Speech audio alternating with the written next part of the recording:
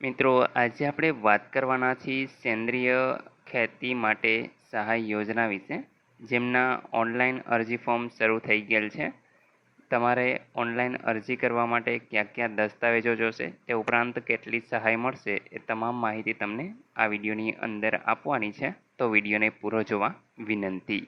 જો તમને વિડીયો ગમે તો લાઈક કરી દેજો, તમારા મિત્રો સુધી શેર કરજો અને ચેનલને સબસ્ક્રાઈબ કરી લેજો, જેથી આવી કોઈ પણ માહિતી આપ સુધી પહોંચતી રહે. તો ચાલો શરૂ કરીએ. તો અહીં મિત્રો તમે જોઈ શકો છો સેન્દ્રિય ખેતી માટે ઇનપુટ સહાય યોજના, જેમાં તમને કમ્પન્સેશન હેઠળ સહાય છે એ મળવાપાત્ર છે. અહીંયા મિત્રો Gujarat organic product certification agency દ્વારા ફી નોર્મ્સ મુજબ નિર્ધારિત નોંધણી નિરીક્ષણ પ્રમાણપત્ર અને પરિવહન રકમ ફીની 75% સહાય છે એ તમને આપવામાં આવે છે, જેમાં મહત્તમ 2000 રૂપિયા પ્રતિ હેક્ટર તમને મળવાપાત્ર રહેશે. અને અન્ય સંસ્થાઓ દ્વારા પણ મિત્રો અહીં આપણે તે જ રીતે 50% રૂપિયા સહાય છે એ તમને આપવામાં આવે છે, અને તેમાં પણ પ્રતિ હેક્ટર મહત્તમ તમને 2000 રૂપિયા સહાય છે એ મળવાપાત્ર થશે. મિત્રો, ઓનલાઈન અરજીની તારીખ તમે જોઈ શકો છો 21/5/2026 ને 4/6/2026 સુધી તમે ઓનલાઈન અરજી કરી શકો છો.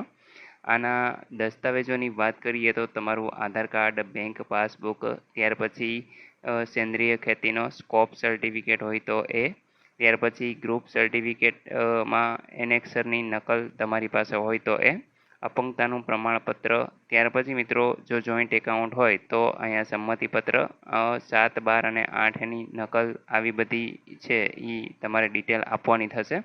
અને એક તો તમારું ખેડૂત નોંધણી પ્રમાણપત્ર છે એ હોવું જોઈએ. ખેડૂત નોંધણી કઈ રીતે કરાવી એના વિશે પણ આપણે પહેલાં વિડીયો બનાવેલો છે, તો ડિસ્ક્રિપ્શનમાં એ તમને લિંક આપી દઉં છું, ત્યાંથી તમે જોઈ અને ખેડૂત પ્રમાણપત્ર મેળવી શકો છો. બાકી મિત્રો, યોજનાનો લાભ છે એ સેન્દ્રિય ખેતીને પ્રોત્સાહન આપવા, રાસાયણિક ખર્ચમાં ઘટાડો, જમીનની જે ફળદ્રુપતા છે એ વધે છે, સ્વસ્થ અને ગુણવત્તાયુક્ત ઉત્પાદન, વધુ નફો અને બજારમાં તમને સારી એવી કિંમત મળે છે.